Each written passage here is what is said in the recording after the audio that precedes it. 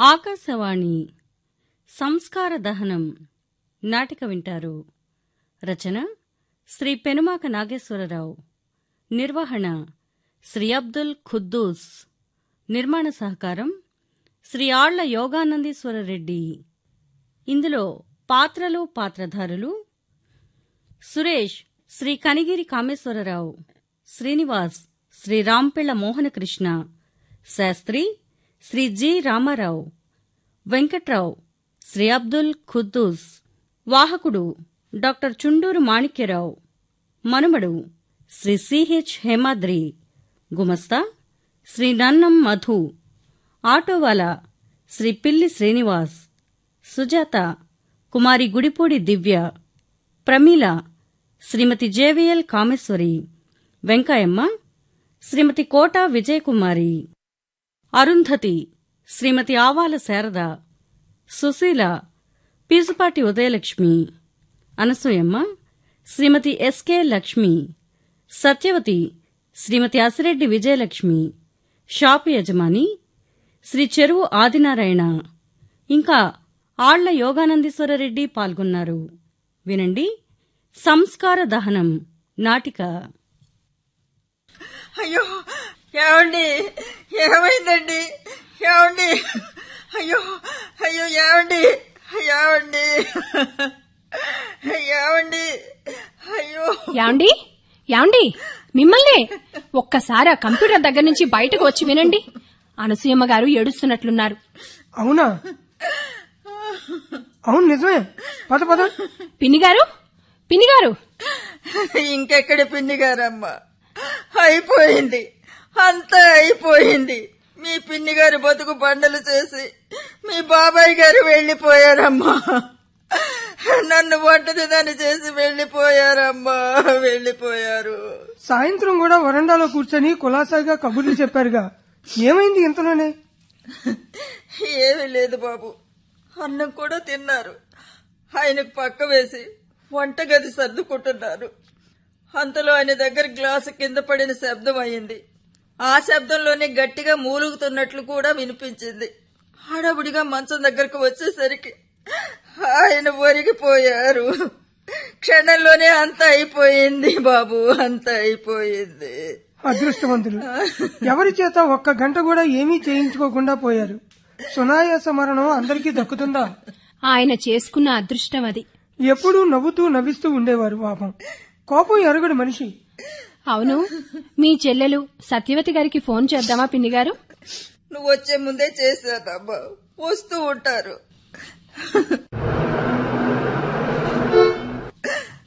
అరుగో వచ్చారు, వాళ్ళ అబ్బాయి సురేష్ కూడా వచ్చారు.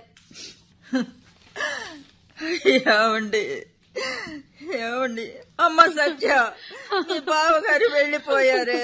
అక్కయ్య, మీ బావగారు వెళ్లిపోయారమ్మా. నిన్నటి దాకా నిక్షేపంగా ఉన్న మనిషి ఉన్నట్టుండి అంతర్ధానమైపోయాడు.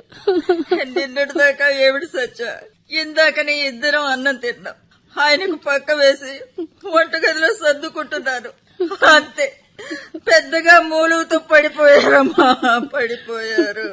ఊరుకో అక్కయ్య, ఉన్నన్నాళ్లు కంటికి రెప్పలా ఏ లోటు రాకుండా చూసుకున్నావు. ఆయన నిన్ను అలాగే చూసుకున్నాడు. నాయనా సురేష్, మీ పెదనాన్న నాకు అన్యాయం చేసి వెళ్లిపోయారా, వెళ్లిపోయారు. ఆయన నీకు పూర్తి న్యాయం చేసి వెళ్లారు పెద్దమ్మా. మంచంలో పడి ఆయన ఇబ్బంది పడి నేను ఇబ్బంది పెట్టకుండా హాయిగా వెళ్లిపోయారు. మనం ధైర్యంగా ఉండాలి. ఉదయం ఊరి నుంచి రాగానే పెదనాన్న దగ్గర రావడం మంచిదైంది. రేపు వద్దామని బద్దకిచ్చి ఉంటే ఆయనతో మాట్లాడే అవకాశం నాకు ఉండేది కాదు. సురేష్ గారు, ఇప్పుడు మీరు చెన్నైలోనేనా ఉండటం? అవును సార్, చెన్నైలోనే. ఇక్కడికి వచ్చి చాలా రోజులైంది. రమ్మని అమ్మ ఫోన్ల మీద ఫోన్లు చేస్తుంటే 2 రోజులు సెలవు వచ్చినాయి కదా అని ఇవాళ ఉదయాన్నే వచ్చాను.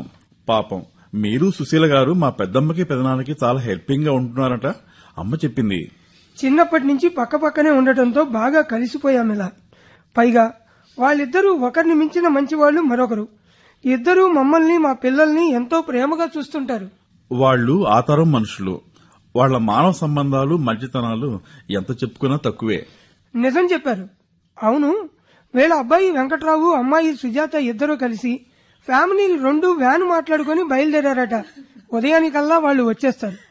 మరి ఇంకా ముఖ్యులు ఎవరైనా దూరం నుంచి రావాల్సిన వాళ్ళు ఉన్నారేమో, ఒక్కసారి కనుక్కుంటారా? నాకు తెలిసి ఇంకెవరూ లేరు, దూరంలో లేరని అనుకుంటా. అందరూ ఈ ఊళ్ళోనే ఉన్నారు. నాకు గుర్తున్నంత వరకు అందరికీ ఫోన్లు చేశాను, కొందరికి మెసేజ్లు పంపాను. తెలిసిన వాళ్ళు కొద్ది మందికి మాత్రం రేపు ఉదయాన్నే ఫోన్ చేస్తాను. పాత రోజుల్లో టెలిగ్రాములు, ట్రంక్ కాల్స్ అని భలే చిత్రంగా అనిపిస్తుంది తలుచుకుంటే. కమ్యూనికేషన్ ఎంత సులభం అయ్యిందో. సమాచారం జారవేసేందుకు కమ్యూనికేషన్ సులభం అయింది, కానీ మనుషుల మధ్యన కమ్యూనికేషన్ ఉండడంలే. పైగా కమ్యూనికేషన్ గ్యాప్ ఎక్కువ అవుతుంది. బాగా చెప్పారు సురేష్. అన్నట్లు మరో విషయం, మా వెంకట్రావు రేపు కర్మకాండల పనిలో ఉంటాడు. దానికి కావాల్సిన ఏర్పాట్లన్నీ మన ఇద్దరమే చూడాలి. నాకు ఈ ఊరు కొత్త, మీరే పక్కన ఉండి అన్ని నడిపించాలండి. భలే వారే, మీరు ప్రత్యేకంగా అడగాల. తప్పకుండా కలిసే చేద్దాం. థ్యాంక్స్ శ్రీనివాస్ గారు. మీరు కాసేపు నిద్రపోండి, ఇప్పటికే చాలా పొద్దుపోయింది. ఎటు ఉదయాన్నే లేవాలిగా రేపు మళ్ళీ. Okay, good night. Okay, good night Srinivas గారు.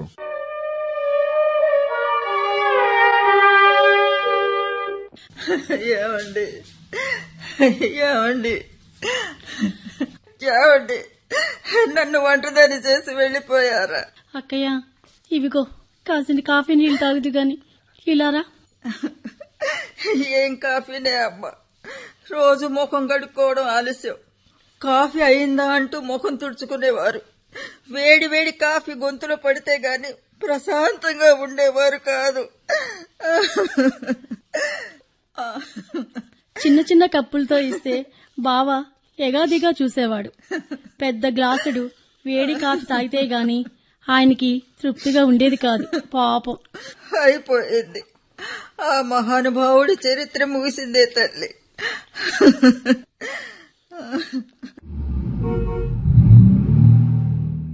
ఆరుగో పిల్లలు వచ్చేసారు.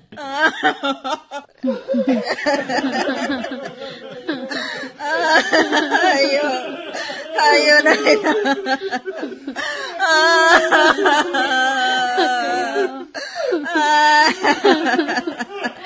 అక్కయ్య, నాన్న నాన్న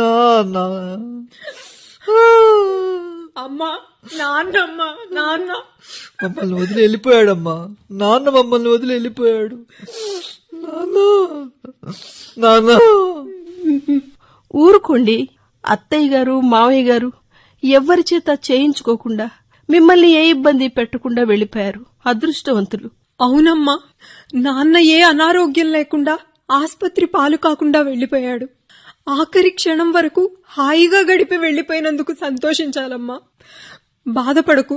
అవునమ్మమ్మా, తాతయ్య చాలా అదృష్టవంతుడు. అవునమ్మా, తాతయ్య చాలా అదృష్టవంతుడు. అవునరా, మీ తాతయ్య అదృష్టవంతుడే. నేనే పాపం చేసుకున్నాను, ఒంటరిగా మిగిలిపోయాను. మేమందరం ఉండగా నువ్వు ఎలా ఒంటరి అవుతావమ్మా? ఇంకెప్పుడు అలాంటి మాటలు అనకు ప్లీజ్. ఎప్పుడు ఇలాంటి మాటలు అనకమ్మా. పెద్దమ్మా, శాస్త్రి గారి ఫోన్ నంబర్ ఇస్తే నేను శ్రీనివాస్ గారు శాస్త్రి గారి ఇంటికి వెళ్లి మాట్లాడి వస్తాం. ఇదిగో నాయన, మీ పెద్దనాన్న ఫోను. దీనిలో డిపి శాస్త్రి అని ఉంటుంది, చూడు. ఓకే, ఆయన నంబరు నా ఫోన్లో ఫీడ్ చేసుకుంటా. పెద్దమ్మ, ఇదిగో పెద్దనాన్న ఫోను. ఇంకెవరికైనా తెలియచేయాలంటే వెంకట్రావు చెప్పి ఫోన్ చేయించు. నేను వెళ్తున్నా. శ్రీనివాస్ గారు, మనం బయలుదేరదామా? నేనెప్పుడో రెడీ. మనం 2 వీలర్ మీద పోదాం. కార్ అయితే సందుల్లోకి గొంతుల్లోకి వెళ్లడానికి ఇబ్బంది, పార్కింగ్ కూడా సమస్యే. నేనే ఆ విషయం మీతో అందాం అనుకుంటున్నాను, మీరే అనేశారు. అలాగే పదండి. ఆ గ్రీన్ కలర్ దేగా మీ స్కూటరు, చాలా కాలం నుంచి వాడుతున్నారే. అందుకే ఓల్డ్ ఈజ్ గోల్డ్ అన్నారు. ఎక్కండి, వెళ్దాం. నమస్కారం శాస్త్రి గారు. నమస్కారం. బాగున్నారా? పాపం పెద్ద ఆయన పోయారంటగా? అవునండి, రాత్రే సడన్ గా. అన్నట్లు వీరు సురేష్ గారు, అనసూయమ్మ గారి చెల్లెలు కొడుకు, చెన్నైలో ఉంటారు. నమస్కారం శాస్త్రి గారు. నమస్కారం. అవును, ఇప్పుడు పెద్ద ఆయనకు కూడా ఓ కొడుకు ఓ కూతురు కదూ, ఇద్దరు వచ్చేసారా? అవునండి, అబ్బాయి అమ్మాయి 2 కుటుంబాల వారు ఉదయాన్నే వచ్చేశారు. రాత్రి 10:52 గట పెద్దాయన పోయింది. ఒకసారి నక్షత్రం అది చూడమని చెప్పారు అనసూయమ్మ గారు. ఒక్క నిమిషం. రాత్రి 10:52 కాదు అంటే హస్త చిత్త ఏమీ ఇబ్బంది లేదు. నక్షత్ర దోషం గట్రా ఏమీ లేదు. పైగా సొంత ఇల్లే కదా, అలాంటి ఇబ్బందులు ఏమి లేవని చెప్పండి ఆమెగారితో. మరో మాట, ఈ కార్యక్రమం అంతా మీరే చేయాలని, మరో పని కుదుర్చుకోవద్దని అనసూయమ్మ గారు మీకు గట్టిగా చెప్పమన్నారు. ఈ సమయంలో ఆమె మాట్లాడటం భావ్యం కాదు కాబట్టి మమ్మల్నే అన్ని వివరంగా కనుక్కోమన్నారు. మీ సంభావన వగైరా విషయాలన్నీ చెప్తే. ముందు పని కానివ్వండి. పార్థివ దేహాన్ని పంపించిన తదుపరి తదిమా విషయాలు మాట్లాడుకుందాం. మీరు అన్నీ తెలిసిన వాళ్ళు, ఉద్యోగాలు చేసుకుంటున్న వాళ్ళు, నేను ప్రత్యేకంగా అడగడం అంటూ ఏమీ ఉండదు.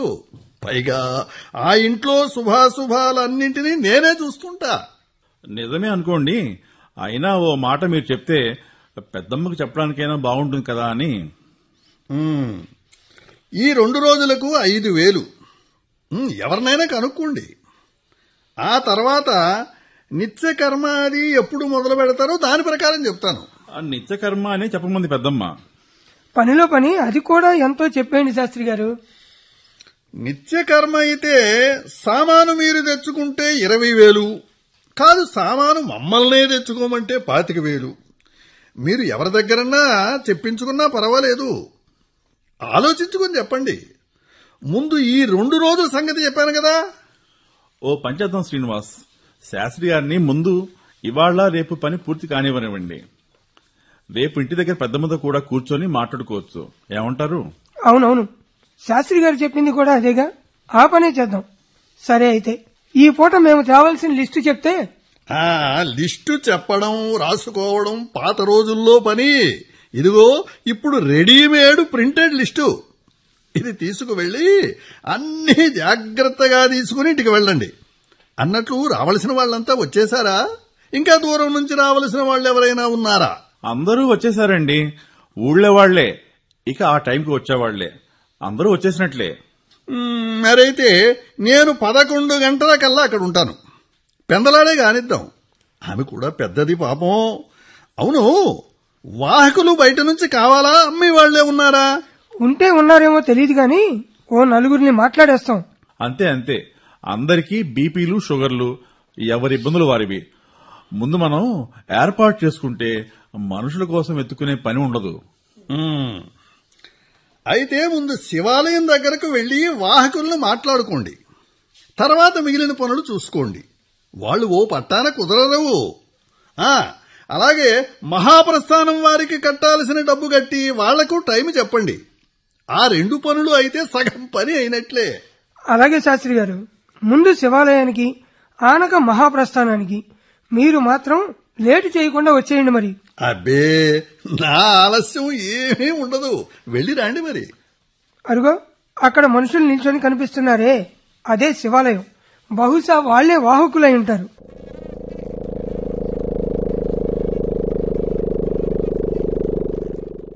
ఏం సార్, ఏ పేట పోయిందాడా? బాగా వాహకులు 4 కావాలా? ఏం తీసుకుంటారు? మనిషికి 500 అండి. పోయింది ఒక్కరేనయ్యా. పోయింది అందరిని కాదండి, వాహకులకి ఒక్కొక్కరికి 500 అని చెబుతున్నా. ఇంకేం లేదా? ఇంకో గంట దాటితే అసలు మనుషులు దొరకటమే కష్టం అండి. తర్వాత మీ ఇష్టం. శ్రీనివాస్ గారు, బేరాలు అనవసరం లేండి. అర్థమవుతుందిగా. వాళ్ళకి అడ్వాన్స్ ఇవ్వాలంటే ఇచ్చేయండి. మనం అడ్రస్ చెప్పి వెళదాం. అడ్రస్ తెలుసులేండి. పొద్దున్నే లేస్తే ఆ పేటలో తిరుగుతుంటా నేను. పెద్ద ఇల్లు నాకు తెలుసులేండి. 11 గంటలకల్లా అక్కడ ఉంటాం. ఇవిగో 500 అడ్వాన్స్, 1500 పనయ్యాకిస్తాం. మరిక మహాప్రస్థానికేగా? అవును, శాస్త్రి గారు చెప్పినట్లు ముందు ఆ పని కానిచ్చి తర్వాత సామానుకి వెళ్దాం. ఆహా, ఈ మహాప్రస్థానం ఎంత బాగా తయారు చేశారండి. ఇది మాత్రం మన వాళ్ళు చాలా బాగా నిర్వహిస్తున్నారట. అవును సురేష్, ఈ ఊళ్ళో ఏదైనా ఓ మంచి పని జరిగింది అంటే ఇదిగో ఈ మహాప్రస్థాన నిర్మాణమే. మా ఇంట్లో మా అమ్మమ్మ తాతయ్యలు పోయినప్పుడు ఈ ఏర్పాట్లు లేవు. రోడ్డు పక్కనే దహన కార్యక్రమాలు పూర్తి చేయాల్సి వచ్చేది. 5,000 ఇవిగోండి. ఇక మేము ఎవరికి ఏమీ ఇవ్వక్కర్లేదుగా. మా ఆఫీసులో మీరేం చెల్లించక్కర్లేదండి. బయట కుర్రవాళ్లు ఎవరేం అడిగినా మాకు సంబంధం ఉండదు. వాళ్ళ కష్టం మీ ఇష్టమును.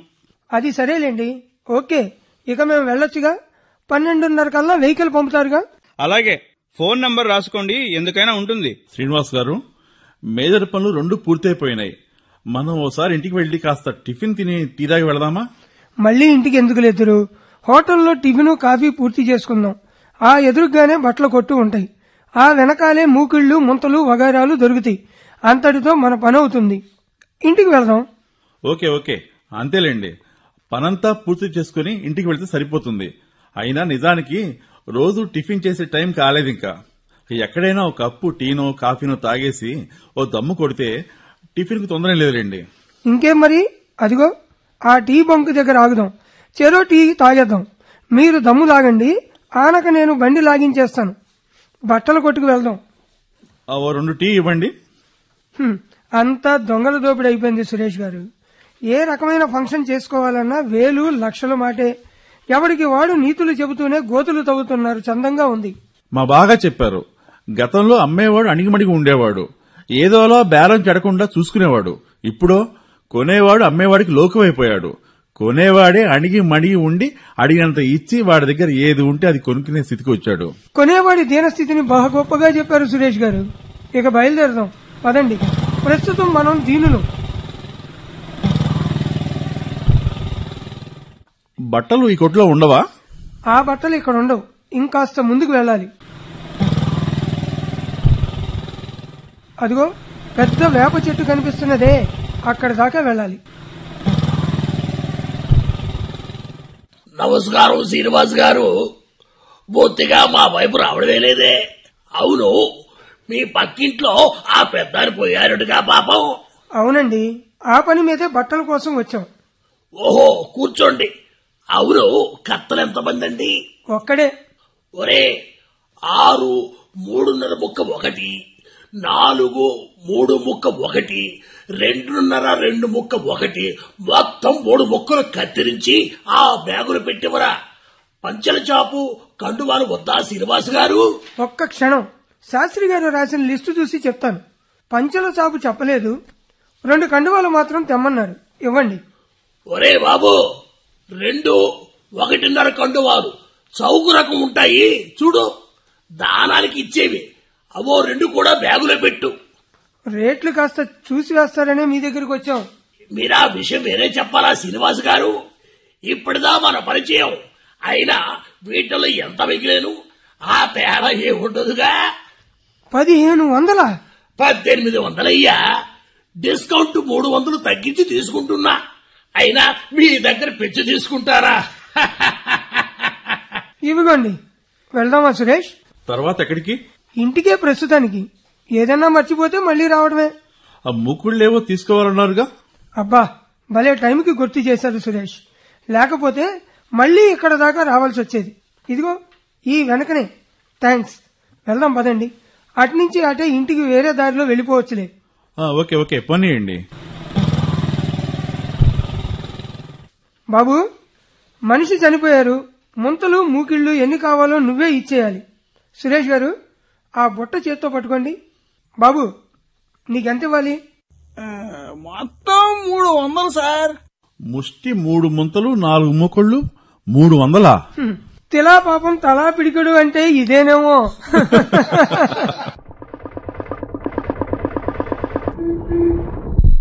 ఎవరో బంధువులు వచ్చినట్టున్నారు. ఇంటి ముందు ఆటో ఆగింది. ఆయన మా పెద్దమ్మ కజిన్. ఈయన భార్య ఈ ఊర్లోనే ఉంటారు. సుశీల, ఇవిగో ఇవన్నీ ఆ మెట్ల కిందన పెట్టు. మా ఇద్దరికి టిఫిన్ సంగతి చూస్తే ఇంకేం కావాలో ఏంటో ఆలోచిద్దాం. అందుకే మీకోసం ఎదురు చూస్తున్నా. ఇదిగో టిఫిను. మీరు రండి సురేష్ గారు. ఇప్పుడే శాస్త్రి గారు వచ్చి వెళ్లారు. ఓ అరగంటలో వస్తానని చెప్పి అనసూయమ్మ గారిని పరామర్శించి వెళ్లారు. శ్రీనివాస్ గారు, అరుగో వాహకులు కూడా వచ్చినట్లున్నారు. ఇంకొంచెం పెడతాను. భోజనాలకి చాలా ఆలస్యం అవుతుంది. శ్రీనివాస్ గారికి పెట్టండి. కష్టపడ్డది ఆయన. నేను ఊరకనే స్కూటర్ వెనకాల కూర్చున్నాను అంతే. ఊరకనే కూర్చోవడం అన్నిటికన్నా కష్టమైన పనండి బాబు. చెరి కొంచెం పెడతాను. తిని మీ పని మీరు చూసుకోండి. మీకు కాఫీ ఇచ్చి నా పనికి నే వెళ్తా. అవును సుశీల, భోజనం ఏర్పాట్లు? పాపం అనసూయమ్మ గారే వంటవాళ్లకి ఫోన్ చేసి అన్నీ చెప్పారు. వస్తూ వస్తూ వాళ్లనే కూరలు గట్రా తెచ్చుకోమని కూడా చెప్పారు. మంచి పని చేశారు. అయినా ఆవిడికి ఎందుకు పాపం, మేమున్నాంగా. నేను అదే అన్నానండి. పొద్దెక్కితే వాళ్ళు ఎక్కడికైనా పని కుదుర్చుకుంటారేమో అని పెందలాడే చెప్పారావిడ. అది నిజమేలే. సరే సురేష్, ఆ లిస్టు ఓసారి చూడండి, ఇంకా ఏమన్నా తేవాలేమో. ఎందుకు లేవు, పిడకలు 100 కావాలట. మొత్తం 10 రోజులకని ఉంది లిస్టులో. వాటి కోసం మళ్లీ మళ్లీ ఏం తిరుగుతాంలేండి, ఓ 100 తెచ్చితే సరిపోతుంది. సుశీల ఏంటండి? పిడకలట ఎక్కడ దొరుకుతాయి? మన వెనక బజార్లోనండి. ఇది వరకు పోస్టాఫీస్ ఉండేది, ఆ ఇంటి ఎదురే. గుర్తొచ్చిందిలే. ఆ 2 ఇళ్ల గోడలకి ఎప్పుడు పిడకలతోనో పిడకల ముద్రలతోనో నిండి ఉంటాయి. సరే, మాకో గోతం ఇస్తే అవి కూడా తెచ్చిపడేస్తాం. ఇదిగోండి 2 గోతాలు తీసుకువెళ్ళండి. 100 పిడకలు కదా, పట్టకపోతే మళ్లీ మళ్లీ తిరగాలి. కరెక్టే, ఇలా ఇవ్వండి, నేను పట్టుకుంటా. పదండి శ్రీనివాస్ గారు. అవును, వాళ్ళు వచ్చిన ఆటో ఇక్కడే ఉన్నట్లుంది. ఆటోలో వెళ్లి వస్తే పోలా? స్కూటర్ మీద ఈ 2 బస్తాలు మీరు పట్టుకోవడం కూడా కష్టమే. గుడ్ ఐడియా, అలాగే చేద్దాం. బాబు, వెనక బజార్లో 100 పిడకలు కొనుక్కొని రావాలి. మేమిద్దరం వస్తాం. ఎంత ఇమ్మంటావో చెప్పు. దీనికేం అడుగుతాం సార్, ఎంతో కొంత ఇద్దురులే. ఎక్కండి. ఏమండి ఎవరు? ఓ 100 పిడకలు కావాలమ్మా. అనసూయమ్మ గారింటికైతే ఇవ్వండి. అంటే అర్థం కాలేదు నాకు. మేము అశుభాలకి అమ్మవండి. మీకు కావాలంటే 6వ లైనులో అరుంధతని ఒక ఉంటుంది, ఆమైతే అశుభాలకు కూడా ముద్ది. ఆడగనుక్కోండి వెళ్ళి. పిడకల వేటలో ఇంత రామాయణమా? ఈ జనం మారరండి. అయినా బ్రతికున్న మనుషులంటే భయపడినా అర్థం ఉంది, కానీ చనిపోయిన మనుషులు పాపం, వాళ్ళని చూసి భయపడటం ఏంటో అర్థం కాదు. అదిగో ఆయిల్లే అయి ఉంటుంది, గోడల పైన పిడకలున్నాయిగా. అమ్మా, ఒక 100 పిడకలు కావాలి. పిడకలా? గోతం పట్టండి. 10, 20, 30, 40, 50, 60, 70, 80, 90, 100. ఎంత? 100 రూపాయలయ్యా. మామూలు రేటు 50. అశుభాలకి 100 తీసుకుంటామయ్యా. అందరూ ఇవ్వరుగా మరి. ఇదిగో 100. పదండి. పీడకల దగ్గర నుండి పిండాల దాకా అంతా మాయే. మామూలు మాయ కాదు, మహామాయ. అదిగో శాస్త్రి గారు కూడా వచ్చినట్లున్నారు. సార్, కాఫీకి డబ్బులు ఇస్తే వెళ్ళి కాఫీ తాగొస్తాం. ఇదిగో 50. త్వరగా వెళ్ళరండి.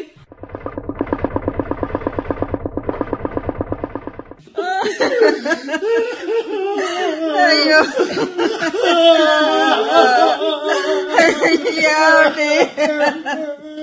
ఊరుకో అక్కయ్య, నీరసం వస్తుంది నీకు. కాసిన మంచినీళ్లు తాగు. ఊరుకో అమ్మా, నాన్న పెద్దవాడైనాడు, మనల్ని ఏ ఇబ్బంది పెట్టకుండా వెళ్లిపోయాడు. అయ్యా శ్రీనివాసరావు గారు, కర్మ చేసే వాళ్ళెవరో స్నానం చేయాలి, కార్యక్రమం మొదలు పెట్టాలి. అవును, వాహకులేరి కాఫీలకు వెళ్లారా? అవునండి, 10 నిమిషాల్లో వచ్చేస్తారు. వెంకట్రావు గారు, మీరు స్నానం చేసి రండి. స్నానానికి వెళ్తున్నాను, 5 నిమిషాల్లో వచ్చేస్తా. మహాప్రస్థానానికి ఫోన్ చేసి వాహనం తీసుకొని రమ్మనండి. మనం ఇప్పుడు చెబితే గాని వాళ్ళు ఇంకో గంట కాని రారు. నేను చేస్తున్నాను శ్రీనివాస్. అయ్యా, అలా కూర్చోండి. నీళ్ల గ్లాసు దగ్గరకు తీసుకోండి. ఆచమ్య కేశవాయ స్వాహ, నారాయణాయ స్వాహ, మాధవాయ స్వాహ. అయ్యో, మొదలు పెట్టారు. ఇక ఆయన్ని తీసుకువెళతారు. అయ్యో, ఏమండి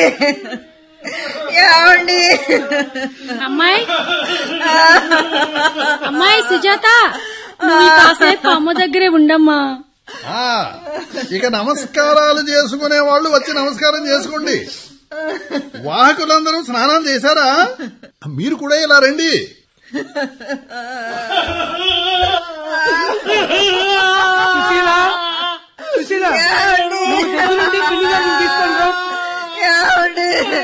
నన్ను వదిలేసి వెళ్ళిపోతున్నారు. అయ్యో,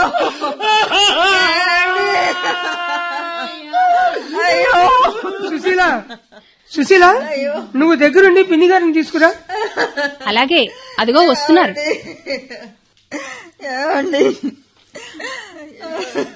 అమ్మా అమ్మా ఎడవకూడదు. ఆయనకు ఆత్మశాంతి కలిగించడం మీ బాధ్యత, మర్చిపోకండి.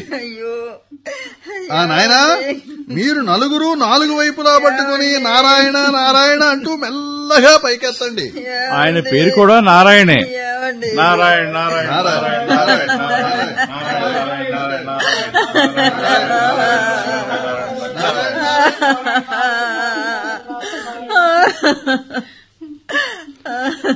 పేరు ఏదైనా అందరినీ నారాయణ నారాయణ అంటూనే లేపేస్తారుగా. మీరు మహాప్రస్థానానికి వస్తారుగా, మనిద్దరం స్కూటర్ పైన వెళ్దాం. అలాగే శ్రీనివాస్ గారు. నన్ను వటదారి చేసి వెళ్లిపోతున్నారు సత్య.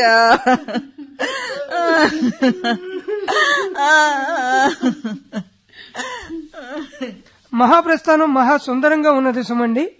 మరణం తర్వాత వెళ్తామని చెప్పే స్వర్గం నరకం ఎలా ఉంటాయో చూసి చెప్పిన వాళ్ళు ఒక్కళ్ళు లేరు గాని ఇలాంటి చక్కని ప్రదేశంలో అంతిమ సంస్కారం జరగడం మాత్రం చాలా మెచ్చుకోదగింది. ఈ నిర్వాహకులకి అందరూ రుణపడి ఉండాల్సిందే. కానీ మనిషి పుట్టడం ఎలాగోలా పుడతాడు. ఆర్థిక స్తోమత బట్టి, అవసరాన్ని బట్టి సమయం లేకపోతే ఆటోలోనో ఆర్టీసీ బస్సుల్లోనో పుట్టిన వాళ్ళు ఎంతమంది? అమ్మ ప్రసవ వేదన పడితే సునాయాసంగా భూమి మీద పడిన పసిగుడ్లు ఎంతమంది? అధమపక్షం 25,000 లేకుండా చావడం ఎలా అనిపిస్తుంది శ్రీనివాస్ గారు? చనిపోయిన వారి దాన సంస్కారాల సమయంలో బ్రతికి ఉన్న వారి సంస్కారం దహనమైపోతున్నదేమో అనిపిస్తుంది. దీన్నే శ్మశాన వైరాగ్యం అంటారు. అయ్యా, కపాల మోక్షం అయింది. ఇక స్నానాలు చేసి అందరూ ఇళ్లకు వెళ్లవచ్చు. మీరింతవరకు సంస్కార దహనం నాటిక విన్నారు. రచన శ్రీ పెనుమాక నాగేశ్వరరావు. నిర్వహణ శ్రీ అబ్దుల్ ఖుద్దూస్. నిర్మాణ సహకారం శ్రీ ఆళ్ల యోగానందీశ్వర రెడ్డి.